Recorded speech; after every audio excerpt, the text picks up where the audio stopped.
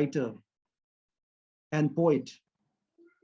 She has published various articles and poems in anthologies, journals, and online newspapers from India, US, and Australia, and a collection of folk tales and Lian Tangpu, an illustrated novelle for children and young adults, which was recently serialized in an international journal. And she is also planning to republish those episodes into a book. And she has also completed her next book of stories titled Naga Tales. To know her, she's also an ultra runner, and you will get to, if you're on social media, especially, I mean, if you're a friend with her, you'll get to see a lot of those activities. And it's also my pleasure to welcome Professor JGV Prasad, who has graciously agreed to formally launch this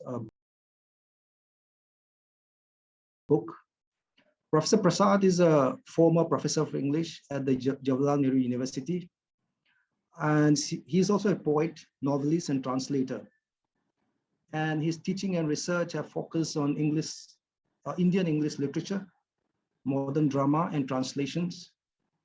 And among his various publications include 4 edited volumes on translation: Violets in the Crucible, Translating the Orient; India in Translation, Translation in India; Disability in Translation, The Indian Experience; and Reading Dalit Essays on Literary Representations.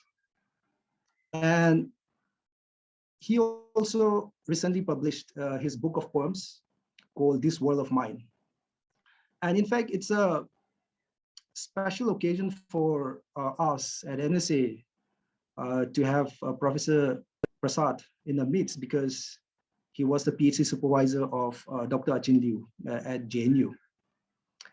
And I would also want to welcome our very own member, Ms. Jamongi Jasmine Patton, who will be moderating this event. And Jasmine is an associate professor in the Department of English, Gargi College, University of Delhi.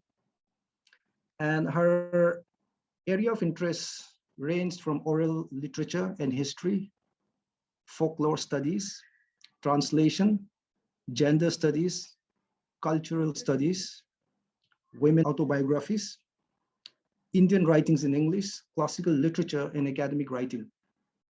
And among various published works of her include a collection of folktales titled A Girl Swallowed by a Tree, Lotha Naga Tales Retold.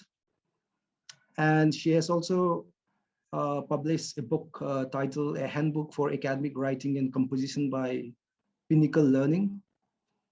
And her story, Sesya Hampong and Vizeng Wu, a translation of a Lotha Naga tale to English, was recently featured in the quarterly issue of NT Series, an online literary magazine. And her upcoming children's fiction titled The Adventures of Little Zeno from Nagaland will be out this year, and we're also looking forward to that. And currently she's working on a collection of illustrated folktales for children. So with those introductory words, I hand over the session to the moderator of this event, Jamongi Jasmine Patton. Thank you. Thank you, Dr. Moru Nixon, the President of the Naga Scholars Association, for the warm welcome and for introducing all of us. It is an honor and a privilege for me to share the virtual stage with Professor JGV Prasad and Dr. Achingliu Kamei.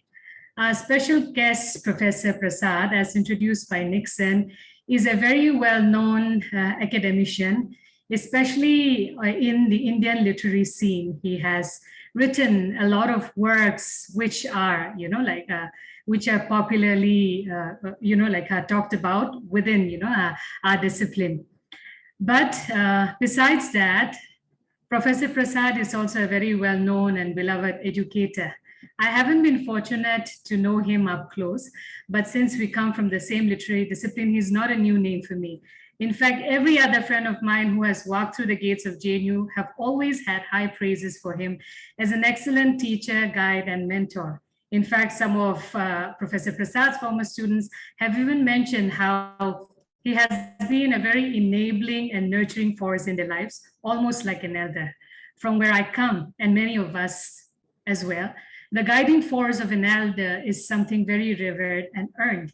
So for Professor Prasad to be that force to his students speaks volumes on who he is, not just in his professional capacity, but also as a person. So with that, I would like to once again extend my warm greetings to Professor Prasad. It is lovely to have you with us in the Naga Scholars Association as a special guest for the launch of a very special book.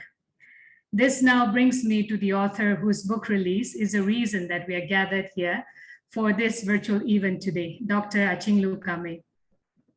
Dr. Achingliu is a dear friend and a colleague, and as mentioned by Nixon, I think Nixon did mention, yes, that this is not her first book, and I believe not the last either. Dr. Aching wears many mantles with equal panache, and personally for me, I've always admired how she manages to pack so many things in and still has room for much more. Not only is she active and productive as a literary presence, but she's also a runner that has crossed many milestones in her running career as well. Also, just half an hour before today's event, she received the happy news that her story, The Boy Who Turned into a Hornbill, which is a translation in English from her last book, Naga Tales Dawn, it is being translated into Hindi. So that's another feather in her cap. So for someone who has followed Dr. Achingliu's graph, it is a delight for me to be a small part of her big day, and I wait as excitedly as all of you for this much awaited book launch. As a fellow Naga scholar, having had firsthand experience of the Naga life and the many struggles and understanding the need to research and write more about our stories, our histories, and our culture, nothing gives me more joy than to have more of us writing and publishing, as that is one very significant way in which we can reshape and renegotiate the discourse of the margin and the center. So a big congratulations to our dearest Dr. Achingliu Kamei for her book, Songs of Raengdailu. This book is a collection of poems that bear some very beautiful narratives, very poignant at times, very raw at some points, raw not in form, of course, but in bearing feelings that are heartfelt and real. I have had the opportunity to read it, and I've already conveyed to the poet that I absolutely loved it, but let me not give the plot away since the poet herself will also be talking about it in a short while. So moving ahead with the program, I would now like to give time to the special guest, Professor G.J.V. Prasad, to do the honors of releasing the book and unveiling it for the attendees. And once Professor Prasad has declared the release and holds up the book, may I request those of us who have the book with us to also switch on their cameras for a minute and hold it up as photographs would be taken by the NSA team. Please make sure that your faces and book both are visible on screen. And after the release and a group photo, I would like to ask the special guest to take a short time to share a few words on the book with all of us. So with that, Professor Prasad, the virtual lectern is all yours.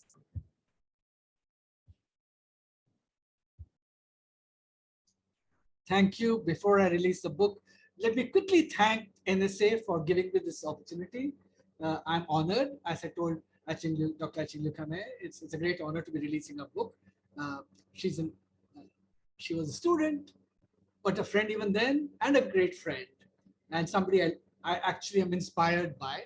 And I said that to her, that she's an inspiration, and she was kind of very modest about it and say, what are you talking about? But she is. And I always knew she'd reach places. She's an ultra runner. She is going to reach places. And I'm glad. I'm glad to be launching this book today. And without much ado, let me get to the launch, and then I'll talk later. Here you are. Can others hold up the book too? They are. Can I now request, yes, those of us who have the book to please hold it up? Yes, as the NSA photographer, I think Mr. Tamchobemo, yeah, will be taking the shot, the screenshot for all of us.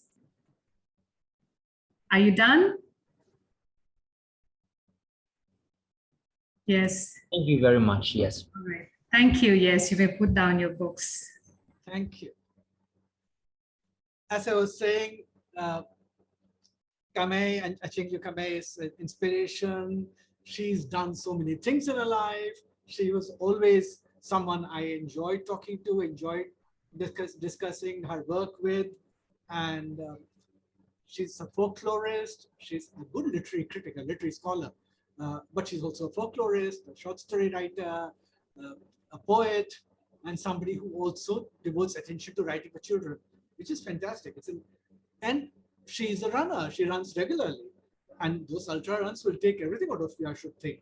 And she has energy for all this. So I'm knock on wood.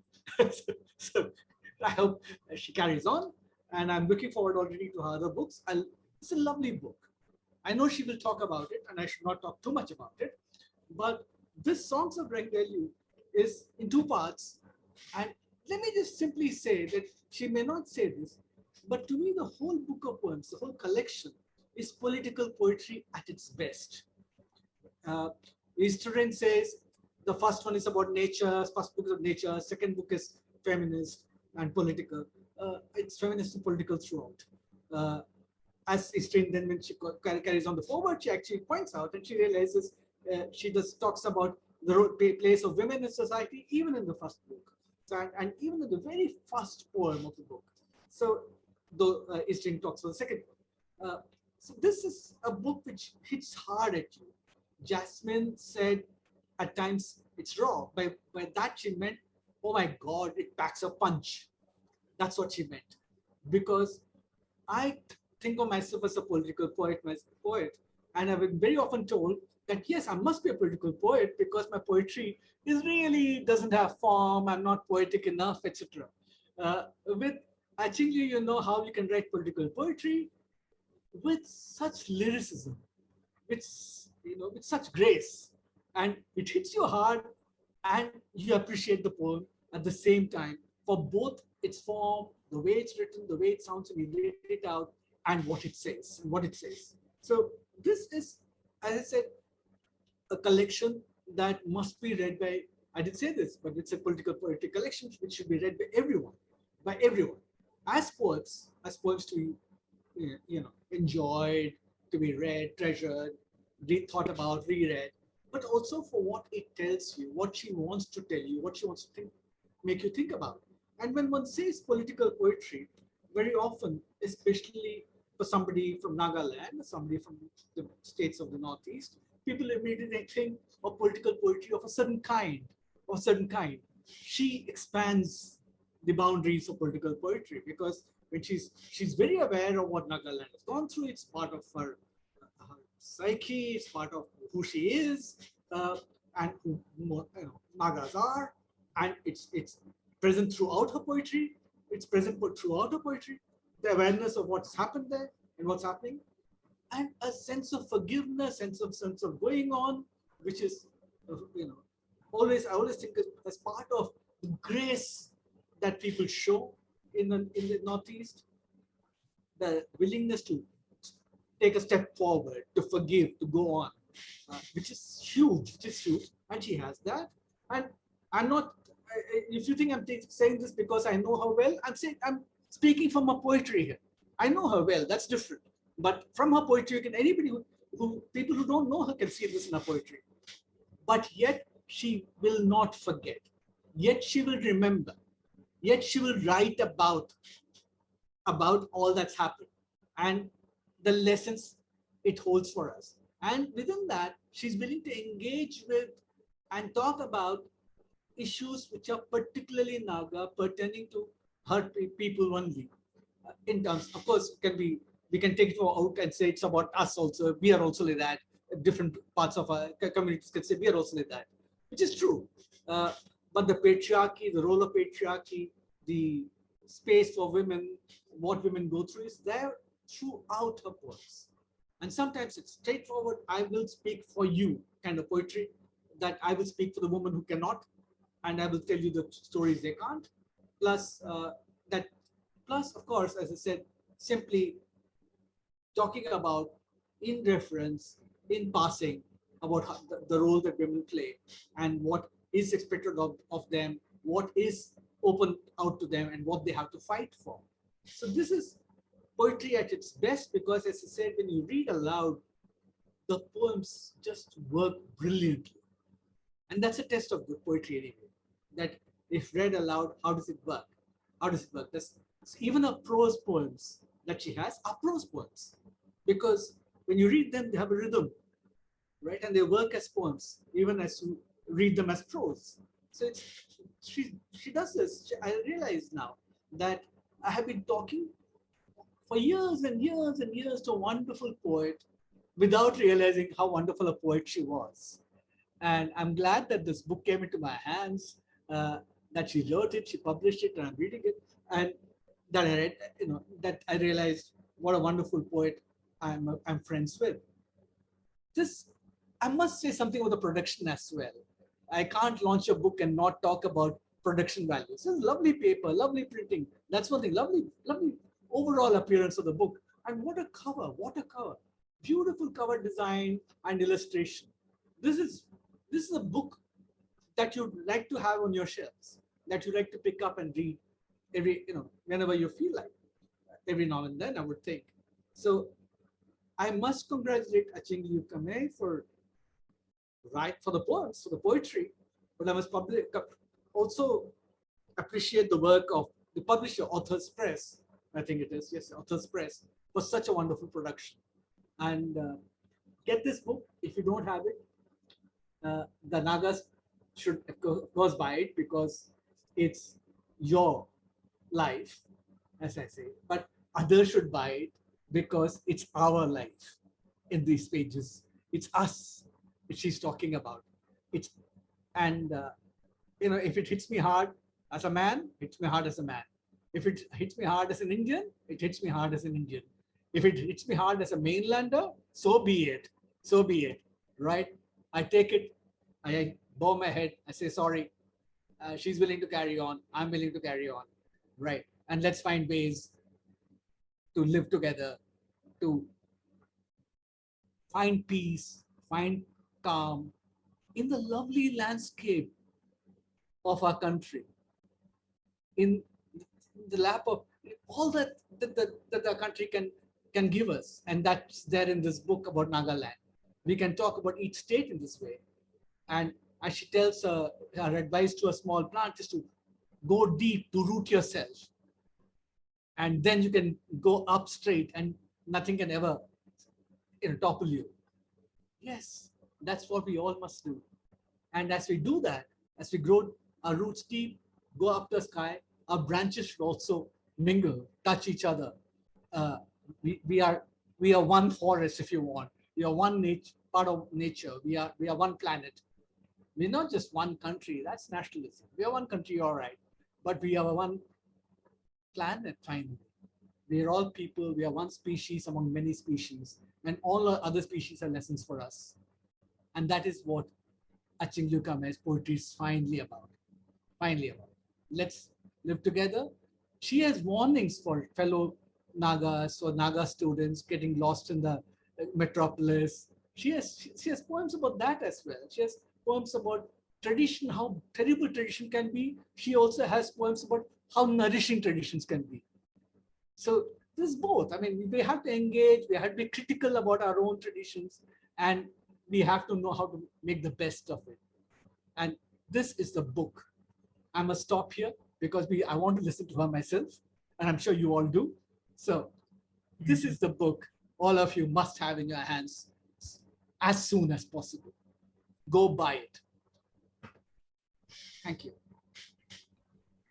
Thank you, Professor Prasad. Apparently, I left out on another trait of Professor Prasad, modesty. For a scholar of repute like the one that you have, a poet, translator, and novelist, and to be so modest at the same time about all of your accomplishments. That's certainly something that we can all learn and emulate from. Thank you, Professor Prasad, for the kind words and for releasing the book and for sharing your valuable insight and comments. NSA is beholden to you for taking out your precious time and for being here to release the book today. And now, dear fellow researchers, attendees, for your information, the book is available on Amazon for a very reasonable price of rupees 295 only. So please buy for yourself and also gift your friends too. Feel free to review it and also share your comments with the poet. I'm not Achingliu's publicity agent, not a publisher, but well, I thought I might as well take advantage of this space and practice marketing and publicity skills.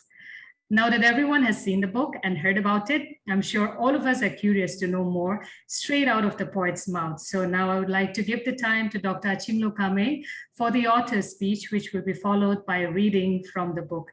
Dr. Aching, the floor is all yours.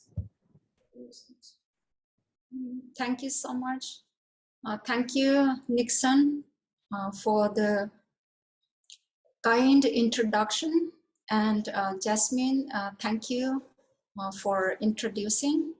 And I am incredibly happy today that today has finally come, that the day is here. I would like to thank Estherine. I'm deeply grateful to her for writing the foreword to the book and also for the preview she had published in Morung Express. And I'm deeply, deeply grateful to Professor Prasad for accepting to release the book. He was and still is my teacher, my guide, and my mentor. And he is inspirational in the way he helped out students who had difficult times completing their studies or PhD. And Jasmine had said that he is like an elder from our community. I know so many scholars have completed their PhD under Professor Prasad. He's very kind, and during the years that he had mentored me, he had not uttered one unkind word, or he had not brushed off any ideas we had in the class or outside of it. And when my mom passed away, and when I was really down in the deep end, Professor Prasad, he pulled me up and he got me through my MPhil also, and I'm thankful for that.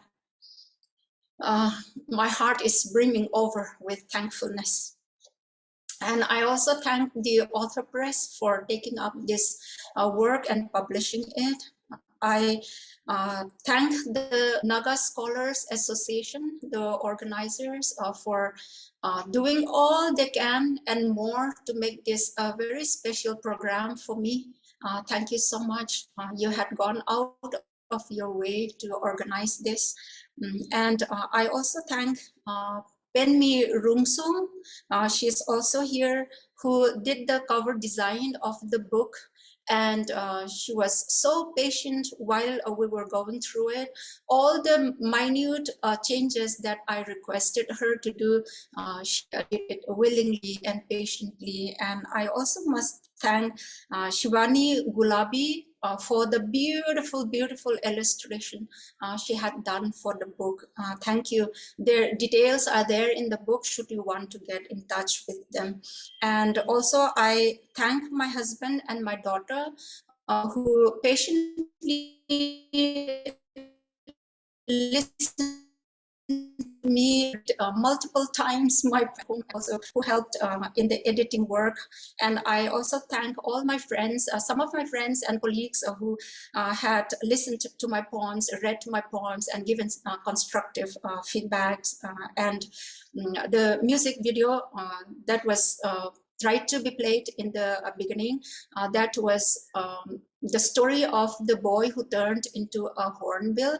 It's in Zim, and I thank Daniel for allowing that also to be played.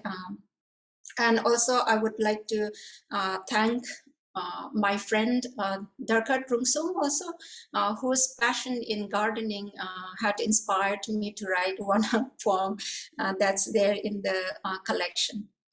And a little bit about the title, why I chose Songs of Raengdailu. Here, Raengdai is the hornbill, the great hornbill, and the Raengdailu, Lu at the end, is the female, personified female counterpart of the great hornbill. And here, the attributes of this hornbill for the 4 cognate tribes of Liangmai, Zemai, Rongmai, and Inpui, to one of the cognate tribes I belong. It symbolizes beauty, grace, strength, courage, and integrity. And the personified form of Raengdai, that is Raengdailu, also shared all of these attributes that I have just mentioned. And I have chosen the Songs of Raengdailu as the title also to assert women's voice, and use this title to claim a rightful place as the daughter of the land, worthy to share the legacy. And also a little bit to push back the patriarchal norms that silence the women folk from the different spheres of life. And I will not say too much about the poem in the first book, also second book also, because Professor Prasad, he had so generously and so wonderfully critiqued and appreciated the poems. And if I say more about it, I will take away the beauty of it, so I will let it be. But a little bit on the women's centered themes, I would like to add a little bit. Here, some of the poems were centered on the women's pain, the struggles that we go through, and their contribution to the society, and also talks about some of their triumphs. And it here, as a person from the community, I strongly felt that it is my responsibility also to record the journey of my people, not necessarily only that of the women, and also about the women also, because they are the memory keepers, and also they keep the history of the people and not necessarily only the male members. They preserve the hearth and the family as well. And here I realized that the wound that was inflicted on our people, it's very painful, it's very deep, and so if it's not dealt with, it will rot and it will fester, and we will not be able to go forward. And so it has to be dealt with. And the only way as of now I feel that I can deal with this, and also for our people, is to put it down somehow in the form of poems. And so when I researched, or when I look deep in my heart how to do this, I had forgotten the form of poems, and I just dwell on the truth telling. And so the form of the poems might be some lyrical, some concrete, or some in verse poems, and so that's there. And so before I read some of my poems, I also would like to just put in a little bit about the disappointment, the anger, the angst we women feel about how we were not given enough. We were given a space, but we were not given enough. And so I dwell on that a little bit also, and I put down express some of my pains, and some, not my pain, some of the pains of the women in the forms of anger. Like quintessential Naga women, not shout out the pain, but write it in a watered down form in some poems. Allow me to read one poem. I will not be reading all of it, just a little bit of it from the first book one. It's Memory. In a former life, I was a bird soaring above the clouds, my wings fresh and strong, my feathers rippling in the breeze. I was an orchid bringing glory to the tree, a sea heart, polished ebony, a weaver, a potter, a tiller, a storyteller. I was a gray cloud, a gust of wind, a medicine maker, a healer. And the poems goes on, but I will read just that. And another poem is titled, My Songs from the Embers. My songs rose out of the embers, my songs which no one cared to remember. My songs start with a tremble on my lips. It took wings in my mind, filled my being, songs of pain, of ecstasy, of agony, of passion, of taboos, of memory, my songs that rose out of embers. And I will not continue. Now I would like to read another poem. It has, the title is Digging Potato on Grandma's Fields, but some of these poems is a commentary on the social and political reality of our people. And this one, I would love to read the entire poem. Please be kind to me. Digging potato on Grandma's field. I was digging sweet potato on my grandmother's field. Tender, tiny hands severing tender roots. You got to be careful on them small roots. Grandma, you see, I'm digging out sweet potatoes for us. The river runs on. I sat on the stone slab brought by Akiao from the river down at the valley, the stone slabs at Rangoon, last rays of the mountain sun against my eyes, palpitating hearts, choked words, memories of my ancestors rushed over me, trudging up the steps with the spear in the right hand, the potzuang on their backs, coming from yonder river, dodging bears and evil spirits. I watched the river run dry. Ancient footprints on the stone slabs. My fingertips gently traced the indelible pock marks of the spear tips left behind. Every dent holds a complete story of courage and struggle.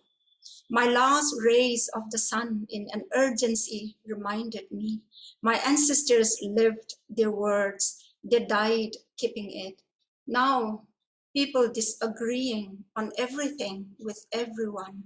I wonder why we cannot follow the ancient footprints, their ancient footprints. We too must trudge up the stone steps. I watched the river run dry. Ancient music floats up the darkening trees, awakening a train of thoughts in me. My ancestors went hungry to feed the hungry. Now people stockpile foods for themselves, dying from eating. I wonder how the DNA of courage got replaced. Now every dent on the stone slabs leading to the village drips of selfishness. The drum beats are fading with the coming of dusk. I can hardly make out the river down below. I watched the river run dry.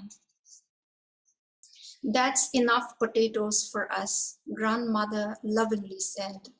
I looked up and smiled. The river runs on. Now, this will be the last poem that I'll be reading today. I would have loved to read Just a Woman also, but you please read when you get the book. I'll leave that for you to read. This is Song of Raengdailu. The title of the book without the S in the songs. We release you, your power to mime and humiliate. We release you. You were once housed in our hearth and home, hated and feared guests, but now we don't. You are no longer part of us. You will be buried and written about to heal ourselves. We give you back to the army, the invisible power. You who burned down our homes and villages, raped our infants and sisters. You who whipped our fathers and brothers black and blue. You who hang our elderly upside down and tortured for days till their spirits gave up. You who raised down our paddy fields and stole our food when we were starving. We release you fear and hatred because you hold these narratives from the time we saw and heard. Lodged in our hearts, we will speak, we will remember, we will tell, we will be angry, we will write, but we are no longer ashamed of ourselves. We are not afraid to talk about it, write about it, speak about it. You have tried to kill our spirits, but we have each other. We take back our honor. We take back our lives. Fear of you no longer stalk us. You are no longer in our subconscious. We won't hurt forever. We move on to the future. You'll no longer be our nightmares. You can't live in our dreams, our kitchens, our voices. Our minds are purged from the fear of you. Open wide your eyes, fear and hatred. Look at yourself. We are alive and free of hatred, but you are so full of hatred and afraid of dying. Thank you so much for listening to me. Thank you, Aching. I am rendered speechless. Absolutely beautiful and moving. And as I had, like personally messaged you as well, the first, feeling that struck me when I went through this collection of poems was, like even Professor Prasad has also mentioned, the realness, the rawness that comes through in the experiences that you have re-narrativized through your poetry. And although, what Professor talked about you being a political poet, I think adding or extending that a little further, writing in itself, I think, is a very political position in itself, a political statement in itself. Why do we write, right? I write because maybe I'm angry. I write maybe because I'm disappointed. I write maybe because I'm sad. I write maybe because I'm happy, but I write because I want to be heard. And it is so, wonderful that a voice like yours has come up and you are able to bring the experiences of being a woman and also being somebody in the place of the othered, and to bring it so beautifully for people to experience it. I'm sure everyone out here had goosebumps, or like me, like a lump in your throat as you were listening to Achingliu. So thank you so much, Aching, for taking us through, like the readings. And I'm sure that today, for those of the ones who have attended, I'm sure that there's not even a single one who's not, going to buy your books. I'm sure that your books are going to fly off the shelves like anything. And I hope that this voice will go out to more and more people, because, the literature that we write, it's not just for a particular community, because literature and writing actually breaks down walls, barriers, right? Yeah. It erases all the differences. So yes, I would like to encourage those who are here to not just buy for yourselves, but once again, to buy for your gifts. Yes, right. So, and even for me taking the liberty of being the moderator, I wanted to, say this about Achingliu's writings, that as a woman, And also as a thinking person, it really hit me hard, as it hit our special guest also hard as a man. It hit me hard as an individual and as a thinking person as well. And I really enjoyed this book with its many moods and themes. It was very cathartic also. The resilience, the feistiness, the honesty, the determination, the piercing pain, the humiliation, and the voices, importantly, the voices that emerge, that women are also memory keepers and historians. And you've beautifully explained that, and I think even Easterine has mentioned this in the foreword as well. These lines really struck a chord as I reread them, because indeed over many years and generations, women have greatly suffered under the yoke of oppression and discrimination in various guises of being the weakest sex, but yet that did not muffle out the voices. Look at the songs, stories, and even weaves that women, the different ways in which women have found, an expression, a creative expression to tell their stories, and the version of histories. And even though the realization of the value of these cultural expressions might have come in late in the aftermath of the post-colonial, but it is a significant paradigm shift that will hopefully keep opening up space for women as equal tellers, writers, and as individuals. And like Aching also has mentioned, some of the narratives in these poems are really not to be forgotten. The memories may be painful, but as we remember them, it also gives us the option to let go and purge them rather than to bury them in the deep recesses of our mind. And I would like to quote this Chilean writer, Isabel Allende, who says, "Write what should not be forgotten. Write what should not be forgotten." So that's all about my observation. Like I say, taking, the advantage of being the one moderating today. And today, unfortunately, because it's a book release, we will not be opening for a formal question and answer session. But for the benefit of the attendees, let me just ask 2 questions to Achingliu. Also, because we are time bound, we have to wrap it up, I think, within an hour. So on behalf of all the attendees, and also out of my own curiosity as well, Aching, here are 2 questions, yes, that I would like to ask you. Of course, as the comments come in, the chat box continues to be open. So for those of you who would like to, converse with the author more or give any comments and observations, you can continue doing so in the chat box.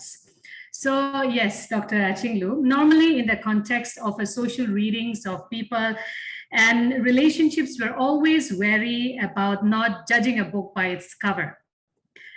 But for a lot of us readers, when it comes to books, we definitely are lured by its cover. I confess that I am one such person, and 2 recent books that really got me hook, line, and sinker was the covers and illustrations which were done by Dr. Achingliu Kamei. She's also a Naga scholar, and I believe she's also here, yes, among the attendees today. The illustrations that she had done for Isrin Kire's Songri, as well as the Journey of the Stone. So likewise, I am very intrigued by the cover of your book. Of course, the hornbill, I understand, is very representative of the Raengdailu.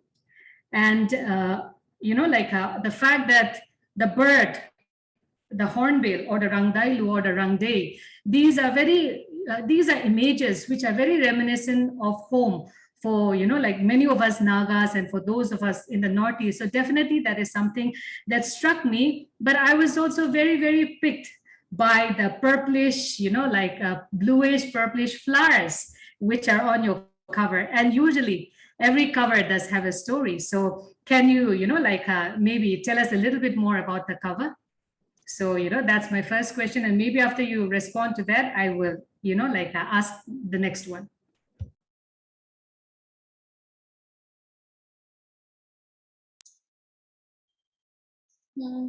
Thank you. This flower again is very close to my heart. This flower in the cover, it is called Gongbiu in my mother tongue. And as I had put here in the beginning, first poem, This is one of the variety of princess flower. And this Pong Biu Puang, this is a creative interpretation of the flower. It's an actual flower, but the color is slightly different. It's more of a purplish color that grows in wild in our part in Northeast India. It is a wild flowering plant.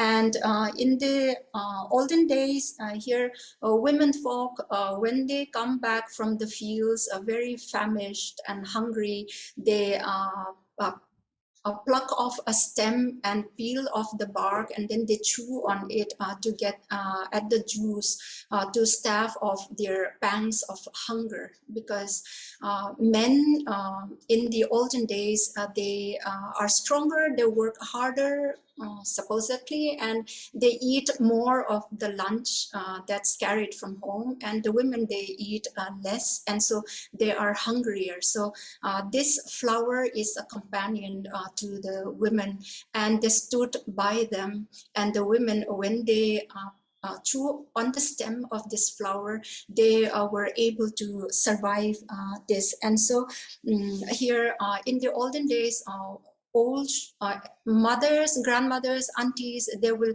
teach the women to tighten up their belts to better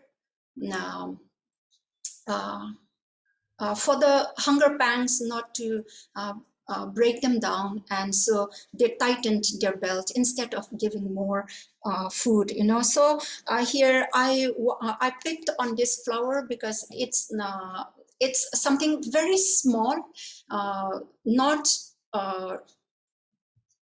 obvious to many people, yet it is very small and wild, but it has played a very important part in the women's life. And so by picking on a small innocuous flower like this wild flower, I mean to show that it can become a great thing. It can become a very important thing. So it is also my interest to look at the small unimportant things that is there, which played out their parts for the bigger story. That's why I picked on this flower, and so it's equally symbolical as that of the Raengdai. Thank you so much, Dr. Aching. Like, you know, this American graphic designer had said, a book cover is a distillation.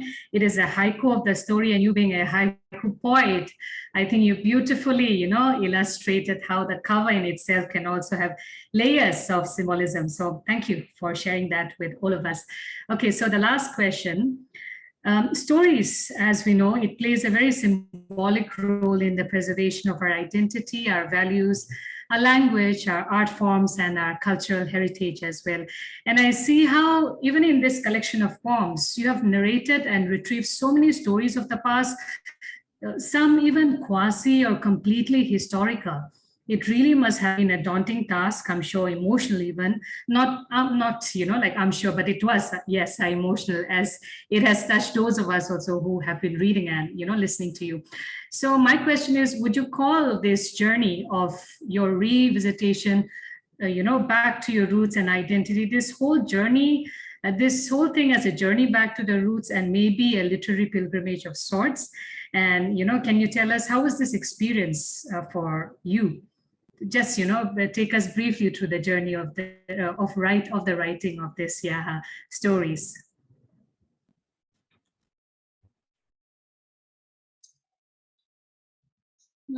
So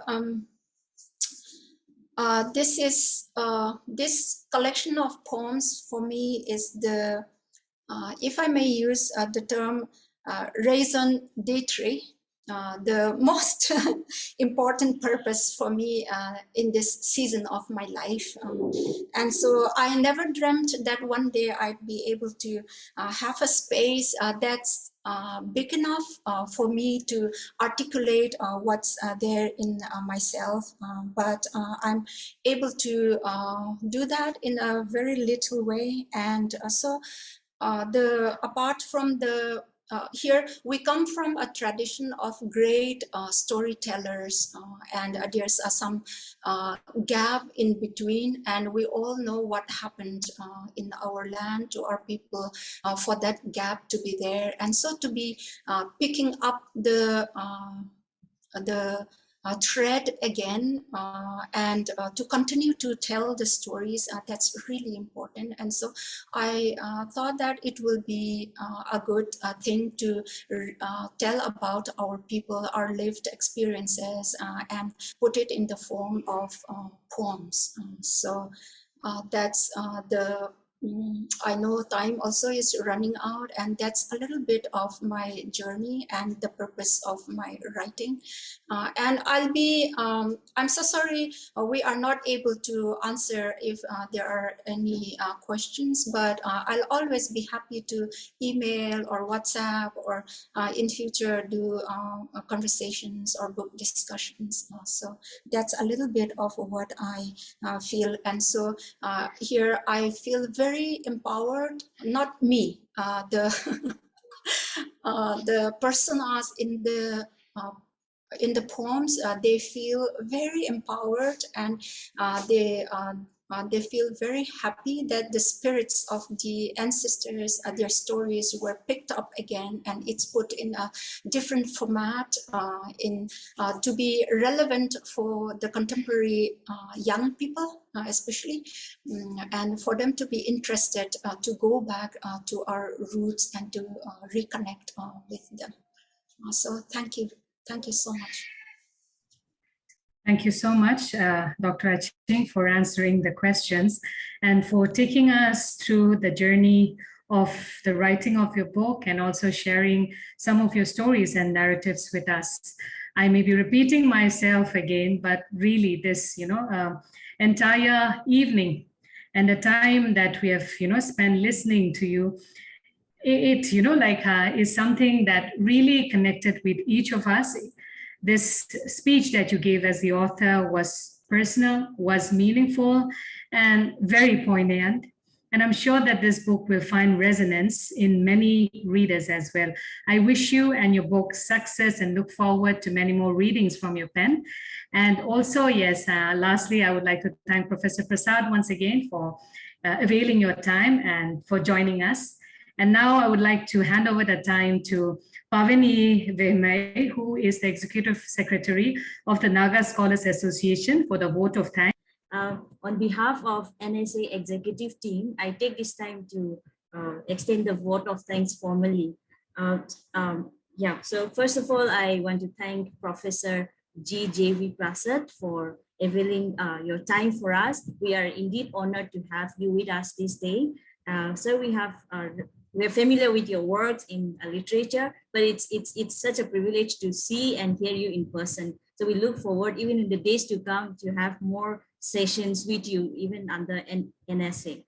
I want to take this time to thank our author and poetess, Dr. Achingliu Kamei, for honoring us with your book, for allowing us to read your works, and the book is quite promising, and I believe that all of us are here this evening for the love of poetry, for the love of writing. And since poetry is a universal language, and also Achingliu's work promises us many things, it's about gender, about nature, and particularly if you're interested in Northeast literature, you will be, again, not disappointed. Also, if you're from Northeast, then you have something that you can, right away relate to it as well. So thank you, and we wish you good luck in your future endeavor as well. And yeah, good luck with your creative endeavor. I also want to thank our sister and Miss Jasmine Patton for moderating the session excellently. You have always been a role model for us, and you have been also a mentor and a strong supporter for NSA team. We truly value and appreciate your time and your service for us. And last but not the least, I want to thank everyone who has taken this time to be with us this evening. We are blessed, and we look forward to seeing you once again, even in the days to come. Thank you, everyone.